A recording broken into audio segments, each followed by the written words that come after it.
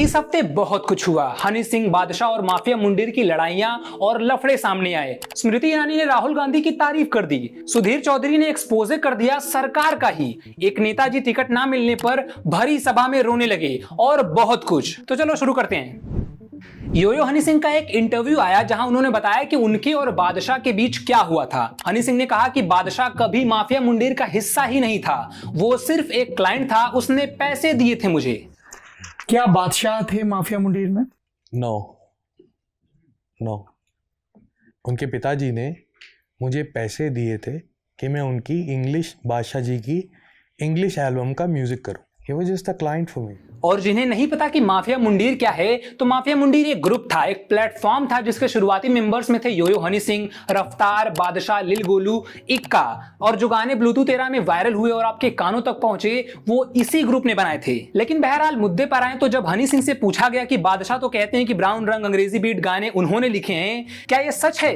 तो हनी सिंह ने कहा कि ये गाने मैंने लिखे हैं, बादशाह ने नहीं। और अगर बादशाह ने लिखे हैं तो फिर से ऐसा कोई गाना क्यों नहीं लिख पाया? मेरे ओपिनियन में बादशाह ने खुद भी काफी हिट गाने दिए हैं, जैसे काला चश्मा, डीजे वाले बाबू, वखरा स्वैग, पानी पानी, सैटरडे सैटरडे, काफी सारे हैं। लेकिन ये अच्छे हैं या नहीं ये जनता डिसाइड करेगी, लेकिन ये हिट गाने हैं ये तो सबके सामने है। इतना ही नहीं, बादशाह ने भी एक इंटरव्यू दिया जिसमें इन सब का जवाब दिया। बादशाह ने कहा कि मैंने पैसे दिए थे 11 लाख रुपए, लेकिन एल्बम बनाने के लिए, पर वो एल्बम कभी बना भी नहीं। और ये भी कह दिया कि वो हनी सिंह के साथ कभी भी कोलैब नहीं करेंगे क्योंकि हनी सिंह का इंटेंट ही गलत है।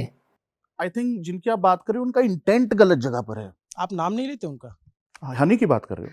तो ये सब हुआ, लेकिन आपका क्या कहना है इस कंट्रोवर्सी लड़ाई के बारे में? #योयो वर्सेस बादशाह के साथ बताओ। स्मृति ईरानी, जो सोनिया गांधी माफी मांगो कहते कहते अब राहुल गांधी की तारीफ करने लगी। क्यों स्मृति जी? इन्होंने सुशांत सिन्हा, एक बहुत ही ईमानदार पत्रकार को इंटरव्यू दिया। उसमें स्मृति जी ने कहा कि राहुल गांधी की पॉलिटिक्स चेंज हो गई है, वो ऐसे ही कुछ भी नहीं करते, वो सब कुछ सोच समझ कर करते हैं। दूसरा, मुझे लगता है कि राहुल गांधी की पॉलिटिक्स में एक चेंज आया है।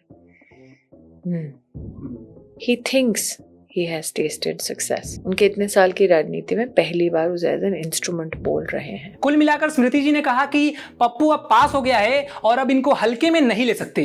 क्यों स्मृति जी, सही कहा ना? आपने आशिकों के नाम सुने होंगे, हीर, रांझा, रोमियो और मजनू। इनसे मिलिए। ये है 21वीं सदी के मजनू जो अपनी प्रेमिका से मिलने के खातिर हदें पार करके बुर्का पहनकर चले गए। और इन पर जुल्म तो तब हुआ जब मोहल्ले वालों ने इन्हें मिलने से पहले ही पकड़ लिया और बच्चा चोर समझकर जोर भर पीटा।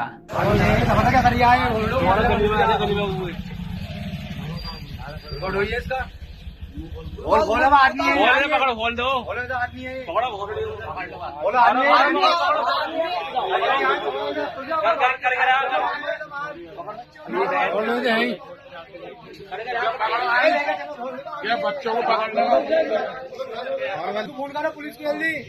एक जगह से अब 16 नंबर को फोन कर दो। ये वही लड़के हैं जो रीलों के कमेंट्स में विमेन विमेन लिखते हैं और अपनी पसंदीदा वुमेन के लिए ये सब करते हैं। पिछले हफ्ते एक ऐसी खबर आई जिसे सुनकर दुख तो होता ही है, पर यह भी पता चलता है कि कुछ लोगों के अंदर कितनी नफरत भरी हुई है कि वो सही गलत कुछ नहीं देखते। हुआ यह कि 23 अगस्त को फरीदाबाद में रहने वाले आर्यन मिश्रा, 19 साल का एक लड़का जो 12वीं क्लास में पढ़ता था, जिसको कथित तौर पर गौ रक्षकों ने काउ स्मगलर, गौ तस्कर समझकर गोली मारकर हत्या कर दी। गोली मारने से पहले हत्यारों ने 30 किलोमीटर तक कार का पीछा भी किया, जिसमें आर्यन अपने मकान मालिक के परिवार के लोगों के साथ बैठा था। पुलिस ने 5 दिन की अपनी इन्वेस्टिगेशन के बाद 28 अगस्त को 5 लोगों को गिरफ्तार किया। अनिल कौशिक, सौरभ, किशन, वरुण और आदेश। ये सभी गौ रक्षक हैं जो एक ऑर्गेनाइजेशन लिव फॉर नेशन के मेंबर्स हैं और Anil Kaushik live for nation का फाउंडर भी है। अनिल कौशिक ने आर्यन के पिता से कहा कि मैंने मुसलमान समझकर आर्यन को गोली मार दी थी, मुझसे गलती हो गई कि मेरे हाथों से ब्राह्मण की हत्या हो गई। मेरे पश्चाताप कर रहा हूँ, अपने आप को गुनहगार समझ रहा हूँ कि ब्राह्मण की हत्या हो गई है। मुझे फांसी हो जाए तो मुझे कोई दुख नहीं है। अगर मुसलमान होता तो कोई गम नहीं था। ये अनिल कौशिक ने बोला सीधा ये वर्ड। मतलब उसके अंदर कितनी नफरत भरी हुई है किसी एक धर्म के लोगों के लिए। इस अनिल कौशिक की बात पर आर्यन की मां ने कहा, और क्या बोलता है वो, मुसलमान समझ के गोली में, मुसलमान का इंसान नहीं है। मुसलमान समझ के रोड चल रहा है, बेगुनाह मुसलमान फैमिली लेके चल रहा, कैसे चला, क्यों मुसलमान को मार दिया? जो कोई गुनाहगार होगा उसी को मारने का हक है, वो भी गोली मारने का हक नहीं है।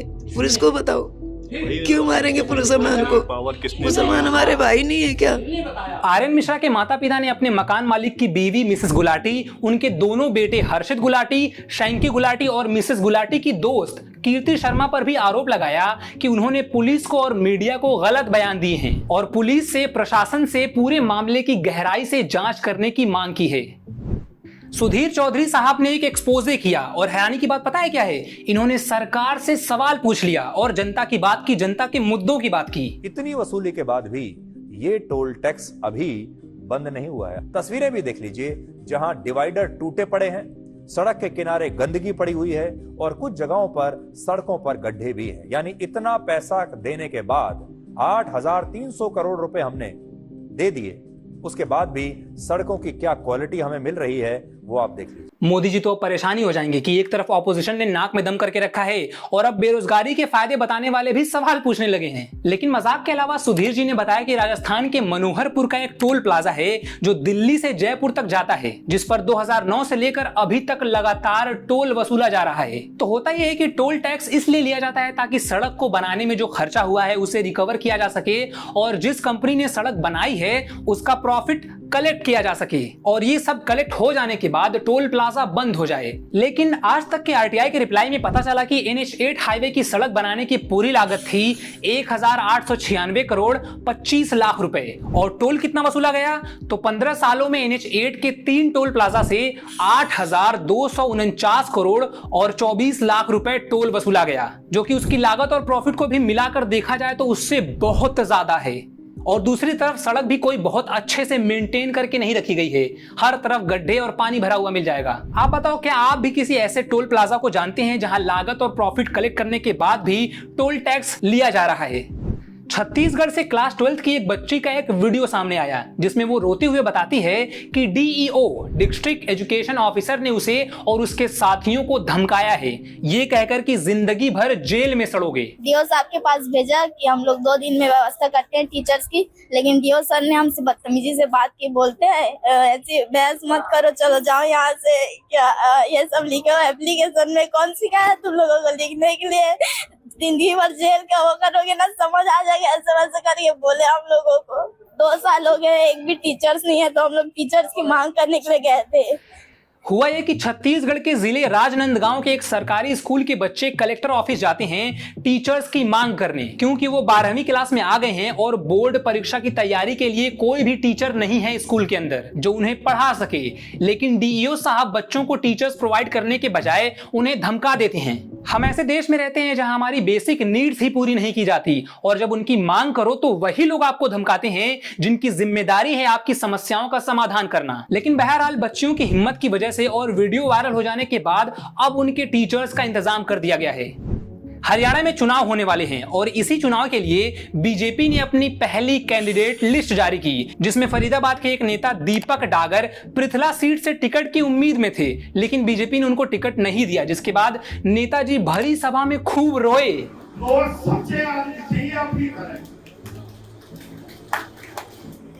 दीपक तुम्हारा बुझो, मेरा बुझो। हमारे पड़ोसी देश पाकिस्तान में क्या हो रहा है भाई? एक शॉपिंग मॉल को लूट लिया जाता है, उसके खुलने से पहले ही सरकारी नौकरी के इंटरव्यू में पूछा जाता है कि कटरीना को डेट करोगे। हुआ यह कि कराची में एक शॉपिंग मॉल खुलने वाला था जिसके लिए उन्होंने सोशल मीडिया पर पहले से ही खूब पब्लिसिटी करी थी और इसीलिए उद्घाटन के दिन बहुत सारे लोग आ गए और फिर मॉल का सामान लूट ले गए। टी-शर्टें अबे इस तरह कैसे कोई पसंद करेगा? ये हमारी आवाम है, ये हमारी पाकिस्तानी आवाम का कमाल है। शीशे विशे तोड़ दिए, उसके ऊपर चल रहे हैं, क्या कर सकते? चलो आगे चलो, आगे चलो, यहाँ पे आगे चलो। टी-शर्ट चलो,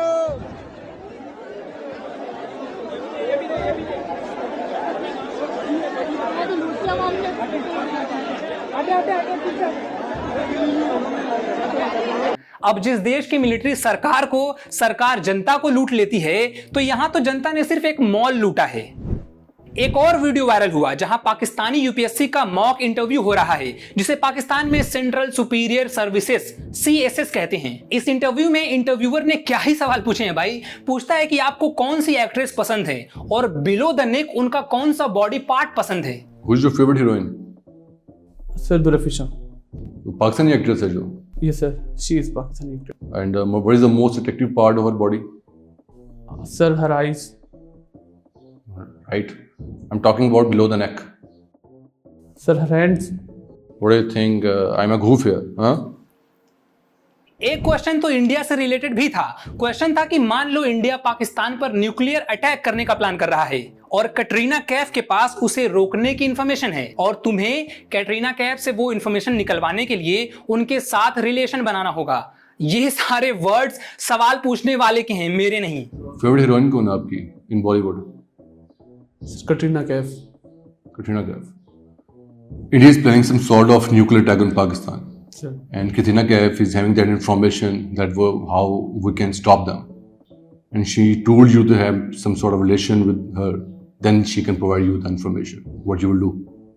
Sir, obviously for the country's protection, I have to do. मतलब यार सवाल पूछ रहे हो कि टाइगर वर्सेस पठान फिल्म की स्टोरी बता रहे हो. ऐसे ही सवालों का जवाब देकर जब नौकरी मिलती है तो पायलट हो के भी खुद के जहाज की विंडशील्ड साफ करनी पड़ती है.